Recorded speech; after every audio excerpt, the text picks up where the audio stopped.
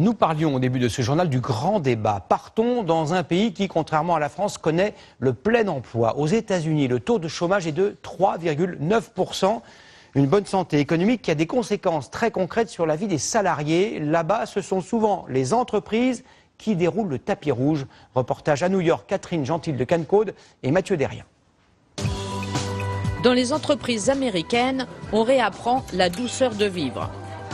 Dans ce bureau de la 5e avenue, la plus célèbre de la ville de New York, il n'y a plus d'horaire. Sous réserve que le travail soit fait, on vient quand on veut, accompagné ou non, de son chien. La présence d'un animal, loin d'être un problème, est devenue un élément positif dans de nombreux bureaux. Dans les lieux de travail, on considère maintenant que c'est vraiment un plus. Il n'y a pas mieux que de caresser un animal pour que des collègues qui se connaissent à peine commencent à parler entre eux.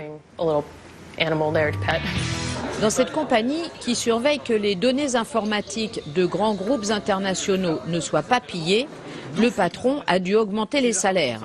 Il doit aussi multiplier les cadeaux à ses employés s'il veut les embaucher et ensuite les garder. La liste des avantages consentis est assez éclectique.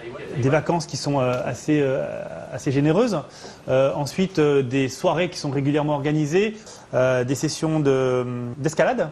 Pour ceux qui veulent s'initier à l'escalade, on organise des équipes de marathon et choses comme ça, donc c'est assez courant. En pleine journée, il est aussi possible de décider d'une pause. Un massage, là aussi, offert par le patron. Ça veut dire que notre boss s'intéresse vraiment à notre bien-être. Cela nous permet d'être vraiment relax et d'être plus efficace quand on retourne travailler. En plus du massage, il y a le salon, ouvert en permanence, où les employés peuvent venir boire un verre et décompresser. De plus, une fois par an, l'entreprise leur offre un voyage en Europe pour rencontrer d'autres collègues et se détendre.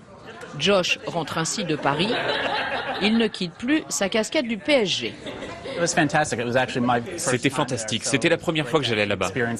Ça a été une découverte géniale de la ville de Paris et de la France. Jusqu'à présent, tous ces privilèges étaient réservés aux salariés de la Silicon Valley en Californie. Mais désormais, avec un chômage qui n'a jamais été aussi bas depuis 50 ans, tous les patrons américains doivent trouver des idées pour séduire les personnes qu'ils veulent recruter.